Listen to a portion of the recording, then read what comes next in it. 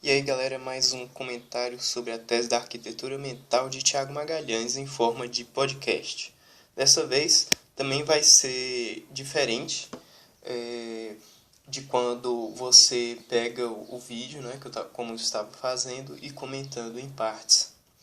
Eu vou fazer uma reflexão mais aprofundada sobre o tema do podcast anterior, que era sobre quem nós somos e que há ali a metáfora, né, da agulha. O que acontece? Durante essa semana eu conversei com um amigo meu e durante esse diálogo com ele eu tive ideias que no final elas vão convergir no que pode ser o objeto, o do que se fala, a metáfora das agulhas ou a metáfora, a parábola do labirinto de espelhos. E eu fiz isso muito em forma de áudios, eu vou colocando os áudios aqui para vocês ouvirem.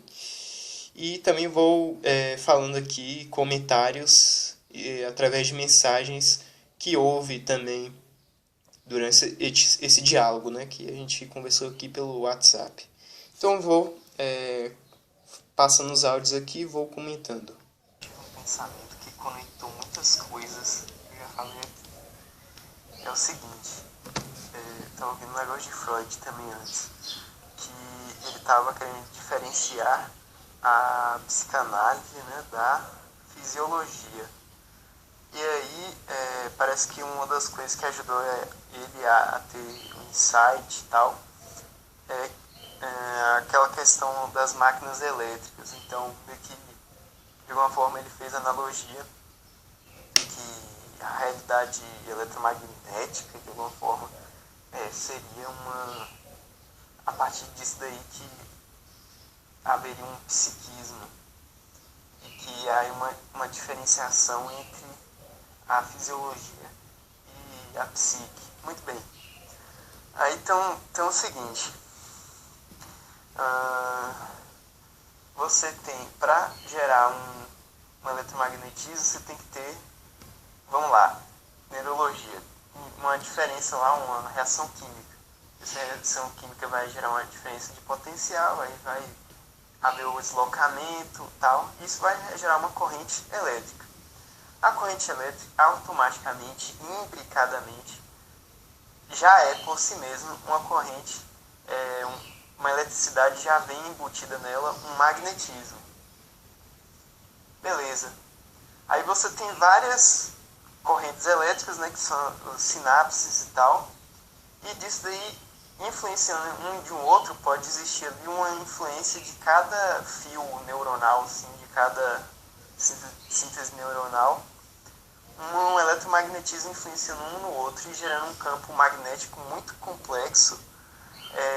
Porque imagina aí, o cérebro tem vários fios paralelos, digamos assim, de energia, e cada um deles tem um magnetismo, e isso aí, um magnetismo de um vai influenciando o outro.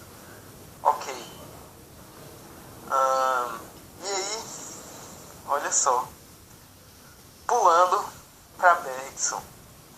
Bergson, ele fala de que você salta no passado, na ontologia do passado. Então, Bergson é um autor que é utilizado e revisto por Gilles Deleuze, né? Que ele é utilizado também na esquizoanálise. Talvez eu faça... Então, ao longo aqui eu vou explicando o que Bergson fala, basicamente. Não sei se vai dar para fazer isso aqui agora. E aí, fisiologistas vão achar um problema. Peraí, como assim? Como você... Me mostra aí no cérebro você saltando pro passado. Mostra aí no cérebro, eu quero ver. Você vai olhar pro cérebro, vai olhar para as estruturas cerebrais, cadê o salto no passado? Não tá. Aí os caras falam, esse cara é tudo doido. Mas não, peraí. Como é que... Então vamos tentar construir uma coisa aqui. Como é que seria esse salto na ontologia do passado, vamos dizer assim? Peraí, eu acho que vou criar outro áudio. Ok, antes de eu passar do outro áudio, vou dar uma introdução bem resumida do que seria a teoria de Bergson. Muito bem. Basicamente, ele diferencia o presente do passado. O passado é ontológico, por assim dizer. E ele nunca deixa de ser. O passado, ele não deixa de existir. O passado, ele é eterno. Ele é. O passado é. E nunca deixa de ser. E o presente sempre passa e nunca deixa de passar. O presente é uma passagem, é atual, é uma atualidade. E a partir daí tem a teoria do cone, que considerando o passado de um ponto A a B, o presente, esse A, B, essa linha AB seria a base do cone, digamos assim. E o presente estaria na ponta desse cone. E haveria uma aproximação gradativa do passado AB até a ponta desse cone. Você tendo a linha, B', a linha, B', e assim por diante. Isso é bem complexo de se explicar assim em poucas palavras.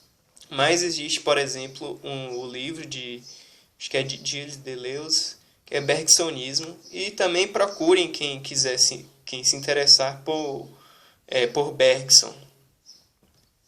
Então vamos continuar aqui, próximo áudio.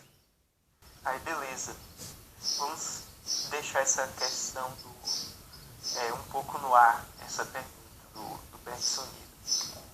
E vamos voltar para Freud, só que por outra ponta, que há uma ponta, digamos assim, materialista do Freud, que ele tenta destacar a psicanálise da fisiologia por meio da matéria do eletromagnetismo, só que também é criticado, inclusive, né, no antiético, creio eu, um lado idealista.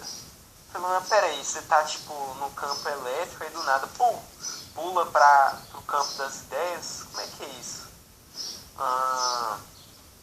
E tem que ter uma relação, uma ponte entre essas duas coisas. E beleza. Então como é que essa influência dele idealista, inclusive vem do Kant, né? Que no Kant fica até difícil. Mas vamos até chegar nele. Como é que a gente pode ter um materialismo das categorias de Kant? Isso que eu estou quase que querendo chegar. E como é que isso pode chegar na efetividade de como é realizado o salto na ontologia? Então, bora lá. Acho que eu vou dar um terceiro áudio aqui. Então, antes de chegar nesse terceiro áudio, tudo isso daí vai se convergir no objeto, creio eu, do que o Tiago Magalhães, naquela parte da live dele, em que ele trata sobre o que nós somos, esse campo que eu estou querendo chegar através de tudo isso daqui. E vai chegar mais no final dos áudios. E aí eu vou traçar diversas linhas que se entrecruzam e a gente vai tendo uma visão mais clara. E é por isso que é muito difícil compreender a tese do Tiago, porque é muito...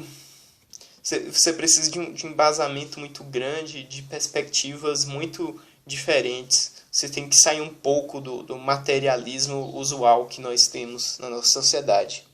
Ok, então o que é que poderia ser essa ponte? Vamos lá. Voltando para o eletromagnetismo. Da mesma forma como uma reação química cerebral gera uma corrente elétrica, e essa corrente elétrica gera um campo eletromagnético, uma corrente elétrica também pode ser gerado por um campo magnético que você tinha antes. Aí esse campo magnético que tinha antes, ele vai gerar uma eletricidade e fazer o efeito do movimento inverso, entende? Então, só para complementar aqui, como é que seria esse mecanismo cerebral? E que você não vê exatamente ali partículas que nós diríamos são físicas, né? Mas assim, é uma fisicalidade ali mais sutil. E, muito bem, aí para eu conseguir avançar em uma coisa aqui que é até bem, como posso dizer, especulativa. Nós ainda não conhecemos completamente sobre o eletromagnetismo. Podem haver coisas, fenômenos que até hoje estão descobrindo e tudo mais sobre o eletromagnetismo. E como a gente está falando de um campo eletromagnético muito complexo, né, que são muitas, nosso cérebro ele é muito assim, complexo, muito imbricado e etc. E seriam até campos eletromagnéticos bem pequenininhos, mas como eles interagem, formariam um campo bem doidão lá. Você pode aí ter fenômenos quânticos ainda mais desconhecidos. E o que é que eu quero entrar com isso? Que eu não conheço direito a física quântica, mas é falado sobre dimensões que são criadas a partir de eventos. Então poderia ser aberto como se fosse uma dimensão quântica a partir desses campos magnéticos muito complexos. E olha só, conectando com o bergsonismo, será que dentro dessa dimensão que é criada a partir desse campo muito complexo, será que não poderia surgir aí uma dimensão em que tem uma relação diferente com o tempo? E aí estaria, digamos assim, entre aspas, aberto um canal para o passado, para uma conexão com o passado de alguma forma, uma conexão, aí já vai para uma ontologia. É muito misterioso isso, muito nebuloso, mas pode haver aí uma relação de uma certa, tem uma imanência, mas uma imanência muito difícil de perceber, e que é possível isso. Não sei se ficou claro. Muito bem, né? Então seria como se fosse concatenando isso também com a teoria do Tiago Magalhães. Ele fala muito que a mente humana é uma mente 5D. Essa quinquidimensionalidade, digamos assim, essa dimensão 5D, ela poderia estar embasada nisso daí, né? Através de fenômenos quânticos se abre uma janela para transcender a dimensão 3D, abrindo uma dimensão 4D ou até mesmo 5D. E como essas dimensões podem estar para fora do tempo, ou ter uma relação diferente do tempo, serem dimensões transtemporais, assim, aí você já conecta com a teoria de Bergson, né? Que ele fala que quando nós lembramos de algo, a lembrança pura ela está no passado ontológico. E quando nós lembramos, nós damos um salto no passado primeiro, para depois atualizarmos através das imagens que nós temos na nossa mente. Essa que é a ponte que eu queria dar aqui sobre Bergson, né? Muito bem. Aí ele fez um comentário aqui. O salto ontológico no passado seria uma espécie de reação quântica relacionada ao magnetismo entre as áreas cerebrais? Seria isso, né? E ele também comentou que isso poderia, em parte, surgir como uma explicação interessante para o déjà vu. Aí eu respondi que seria mais ou menos isso e tal. Aí eu coloquei outro áudio aqui. Completando também uma base sei lá, de uma complexidade relacional dos fenômenos cerebrais, existe também microtúbulos dentro do cérebro que ficam assim nos axiomas e que parece que pesquisas demonstraram que eles vibram e tal, e que eles poderiam meio que ter uma sensibilidade, na verdade, eles têm uma sensibilidade a ondas eletromagnéticas. E uma onda que seria a luz, né? E o magnetismo, o campo magnético já é uma onda, uma luz de alguma forma, mas não necessariamente em uma frequência que a gente perceba. Aí imagine aí a complexidade fenomênica, digamos assim, de que, tipo, por exemplo, você tem um neurônio aqui de um lado do cérebro e outro do outro lado, que eles nem fazem sinapse entre si, mas pela conexão de campos magnéticos e de luzes e tal, eles podem um estar influenciando o outro sem nem mesmo eles fazerem sinapse. Não sei se isso é possível, mas pode até acontecer, tendo como tendo considerado o que eu disse antes. Aí avançando, vamos então avançar um pouco aí, tendo como base isso daí. Muito bem, aí você geraria como se fosse um espaço paralelo, digamos assim. O próprio campo magnético, quem sabe, e por que não pensar de alguma forma que pode ser como se fosse uma dimensão paralela de alguma forma, mas isso aí já é outra coisa. Mas enfim, o que eu queria dizer? Então, sendo aberta essa dimensão devido a essa complexidade, essa dimensão ela seria como se fosse virtual, né? Eu estava pensando que se o Bergson ele define o passado como ontológico, como é que ele diz que ele é virtual? Mas pode ser justamente mesmo que seja um virtual dito de um modo e virtual dentro do bergsonismo sendo coisas que são distintas, mas aqui pode haver uma conexão. Eu tenho até que ler aqueles textos aí, até ler o livro Bergsonismo, até para entender melhor isso. Mas enfim. Muito bem, aí você teria como se fosse um espaço em que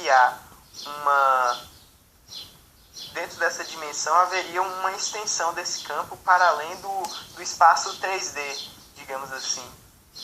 E aí vou relacionar isso com o que a gente chama de consciência.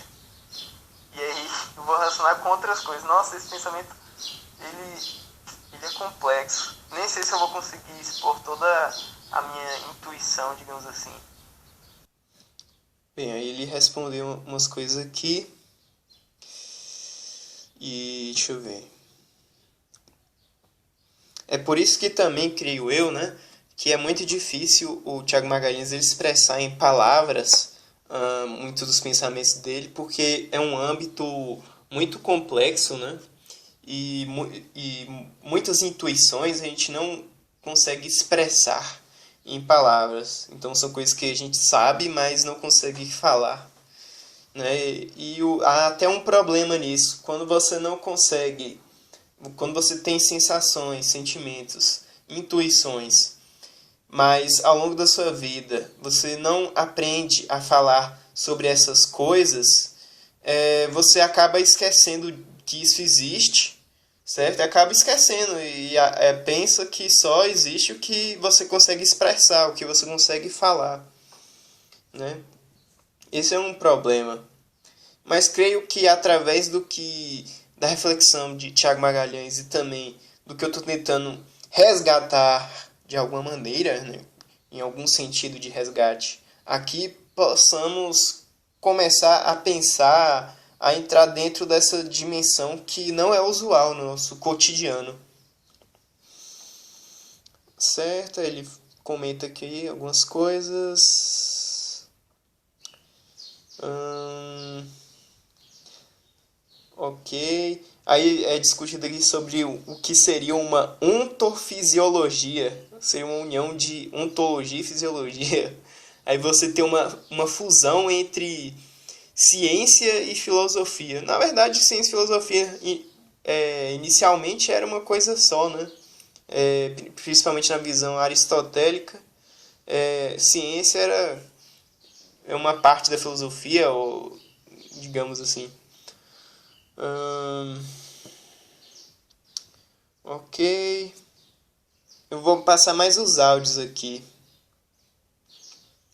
Ele fala algumas coisas aqui, mas eu não quero falar muito o que ele fala, porque eu não pedi permissão, né, para eu colocar os áudios dele também e falar o que ele falou.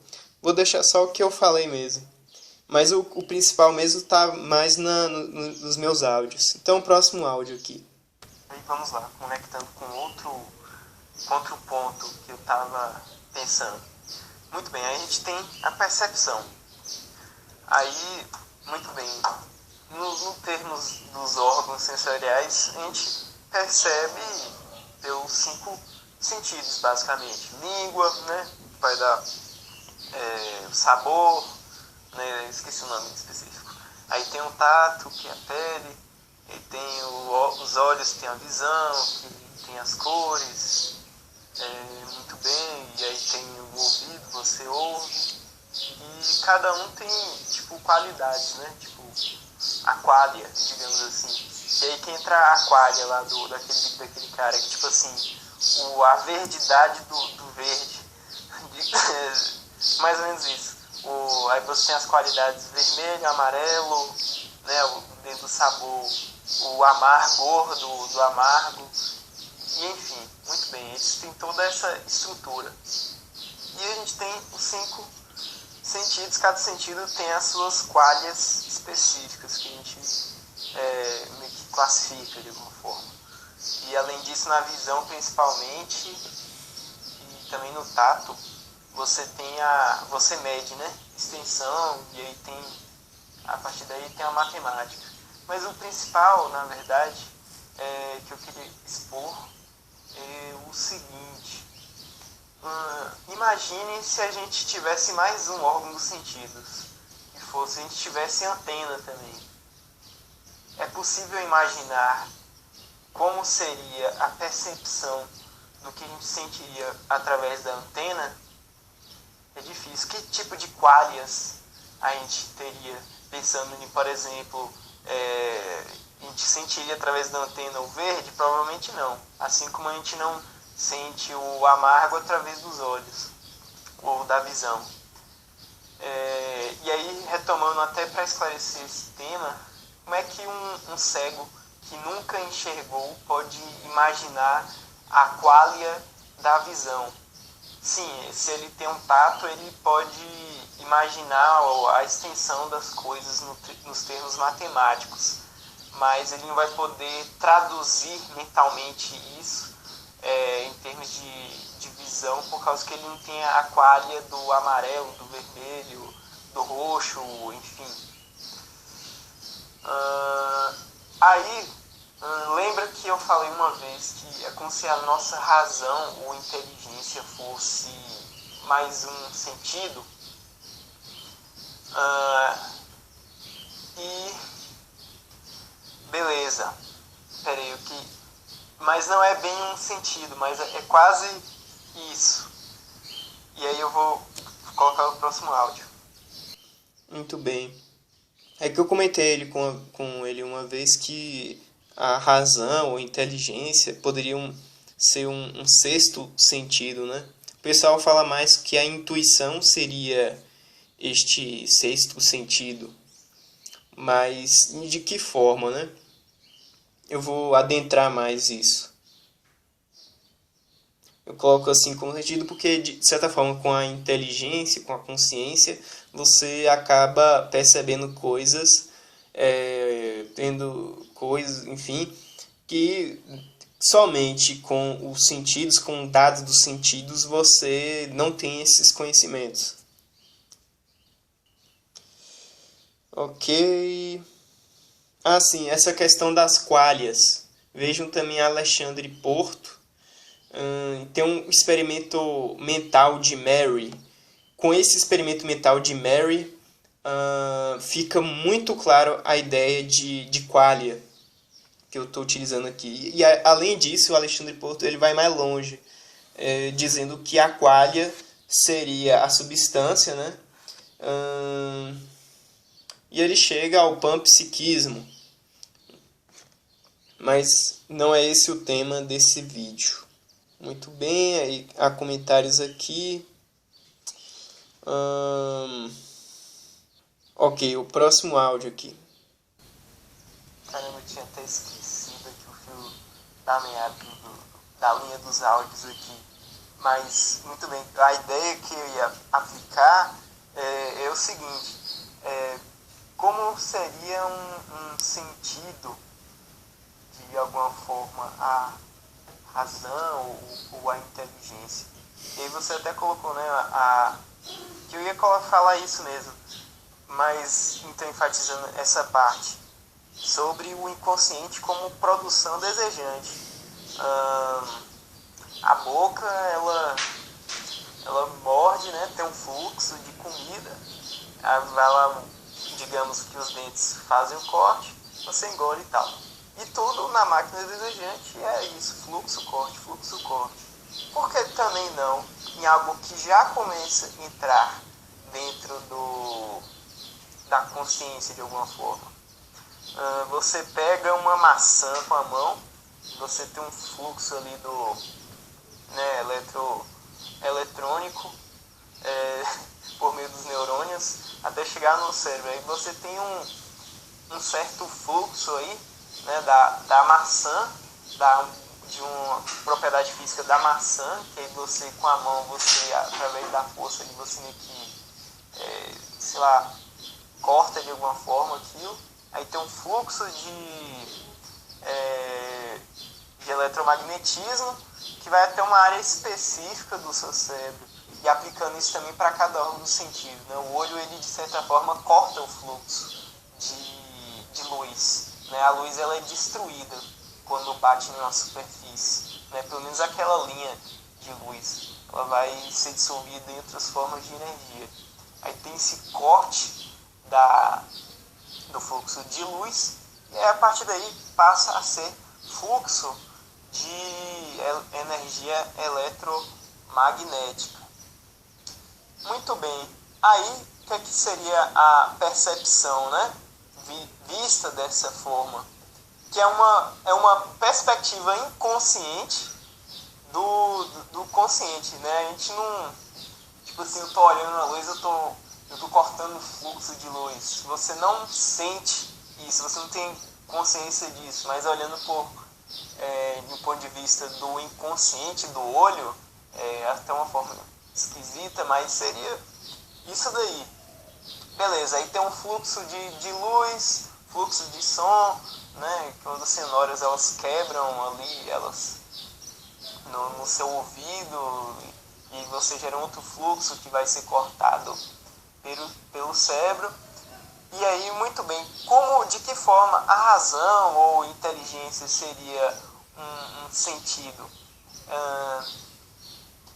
E aí vai... peraí, concluindo esse áudio. Então, esse conceito de que os sentidos, eles são, de certa forma, um fluxo e um corte, mas que já você não percebe como fluxo ou corte, mas que esse fluxo e corte, ele já vai entrando mais diretamente em relação ao que nós chamamos de consciência. E aí, vou tratar mais disso no próximo áudio. Muito bem. Esse conceito aí de fluxo e corte é tratado no livro Antiédipo, né? E basicamente é dito no início, né, que a natureza, vista como os seres vivos, né, a globalidade, a conjunção dos seres vivos e digamos, o processamento de tudo que não é ser vivo e o ser humano dentro disso, que a natureza ela tem, de certa forma, uma identidade com indústria, no sentido de produção. E o ser humano ele não está fora disso. Mesmo a transformação da natureza, as máquinas e tudo mais que nós criamos, elas não deixam de ser uma produção. E a natureza também tem seu modo diferente até de produção, mas também é uma produção. E a unidade básica de toda a produção é um fluxo de uma energia, de alguma forma de matéria, de alguma coisa, que você extrai e produz um corte. E a partir dessa primeira linha de produção, você pode até ter várias repetições desse mesmo processo de outras formas, né? E isso pode ser aplicado para literalmente qualquer coisa. Vamos ao corpo humano, né? Eu até dei o exemplo de quando você morde uma maçã. A maçã é algo a ser extraído através dos dentes, que produzem um corte nessa maçã. E você tem a síntese de um pedaço de maçã na sua boca. E você vai mastigar e tal, e você engole. E aí você tem um fluxo de papa de maçã no seu esôfago que vai chegar no seu estômago. O estômago ele vai digerir ali e ele vai depois vai ter um fluxo também e vai para o intestino e assim vai. E também todos os processos celulares, como eu vou falar aqui depois, também ocorre essa mesma coisa. Então, entrando nos próximos áudios aqui. Muito bem, para continuar o desenvolvimento do que eu estou querendo expor, né, para dar uma base e tudo mais, tendo dito isso sobre a percepção, vamos aplicar nela aos animais, ou até mesmo aos vegetais. Só fazendo uma diferenciação aqui, né? Até mesmo da época de Aristóteles mesmo, que tipo, um vegetal ele pode ter até uma sensibilidade reativa de algum modo, mas um vegetal ele seria completamente inconsciente. Um vegetal ele seria puro máquina desejante, fluxo corte, sem consumo, e não sei se ele vai ter vontade no sentido, né, daquela construção vontade no sentido de ter como se fosse um corpo sem órgãos da planta. Será que existe isso? Enfim, não sei. Mas basicamente isso. E um animal, ele já teria de alguma forma talvez um consumo? Creio que sim. Acho que sim. E aí, tipo, o animal, a diferença que tendo esse consumo a partir da produção desejante, ele vai ter uma imagem do mundo exterior. E hoje se diz que, e até se debate, se os animais têm consciência ou não. Mas antigamente é que se dizia que é até melhor retomar para poder esclarecer uma construção que eu vou fazer depois, que antes não dizia que o animal poderia, e se debateria se o animal tem consciência ou não. Se dizia que um animal tinha ciência. Isso vai ser fundamental. O animal tinha ciência de algo. Ele forma uma imagem interior de algo exterior, digamos assim, por meio dos sentidos. E basicamente essa é a ideia. E considerando o que eu falei no áudio anterior também. E seria basicamente um consumo, a consumação imediata logo do que foi cortado por cada órgão do sentido especificamente. Aí eu vou falar do ser humano. Muito bem. Para quem não conhece muito esses conceitos do antiédipo, né, esquizoanálise, o que seria esse tal de corpo sem órgãos? Vamos lá. No freudianismo, né, na psicanálise, Freud ele diz que existem duas pulsões, a pulsão de vida, instinto de vida, e a pulsão de morte, né, o thanatos, que ele fala. Basicamente, o que é transposto isso para dentro da psicanálise seria o seguinte: essa produção desejante, né, do fluxo e corte da máquina desejante, né, a nossa vegetalidade, digamos assim, ela seria esse impulso de vida. E o corpo sem órgãos seria esse agente, digamos assim, do impulso de morte. E como que se efetivaria isso? Quando nós fechamos os olhos, nós impedimos a produção desejante dos olhos, a visão. Quando tampamos o ouvido, da mesma forma. E é uma questão bem mais complexa, né, que através disso vai se desenvolver. Mas, digamos que ao impedir o funcionamento de algumas partes, é possível você se concentrar a produção de outras. Só para dar uma base. E essa seria o que nós chamamos de vontade, esse direcionamento da produção em uma direção. E o consumo seria o que dá origem ao eu, ao sentimento de eu. Seria o que nós chamamos de consciência. Ou que nos animais seria a ciência das coisas. E por último, o último áudio aqui agora, porque ficou muito maior do que eu pensava. Então vai ter uma segunda parte dessa reflexão que eu estou fazendo aqui. Peraí, mas antes de entrar no ser humano, eu tive até uma ideia assim, que é um pouco engraçada, né? Porque me parece duas linhas de pensamento muito distantes e tal. Mas, tipo, relacionar a classificação de Aristóteles de mineral, vegetal, animal, e, sei lá, acho que tem humano também, não sei. Com a produção desejante, que seria o quê? O vegetal ele é apenas algo a ser extraído, é apenas o mineral, eu falei mineral, o mineral é apenas algo a ser extraído através de um fluxo e corte, como se fosse o que diz lá, né, como se fosse um infinito pernil de porco a ser extraído, é só objeto de extração, vamos dizer assim, mineral. Aí o vegetal ele seria só as máquinas órgãos encadeadas de uma estrutura reprodutiva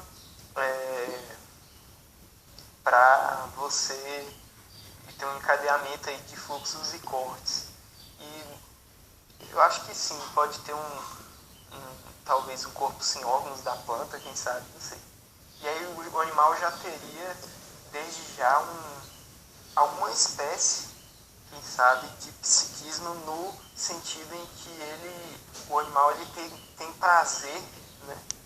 Que não sei se é somente isso, eu acho que não, mas ele frui das coisas que tem ao redor dele, né? De forma agradável, ou em vez de fruir, ele tem desagrado em relação às coisas e tem algum psiquismo ou algo primordial de um psiquismo, mesmo que seja dentro de uma linha unívoca fisiológica. Nossa, eu lembrei de Pedro Ivo aqui agora. Mas enfim. Pedro Ivo é um professor nosso.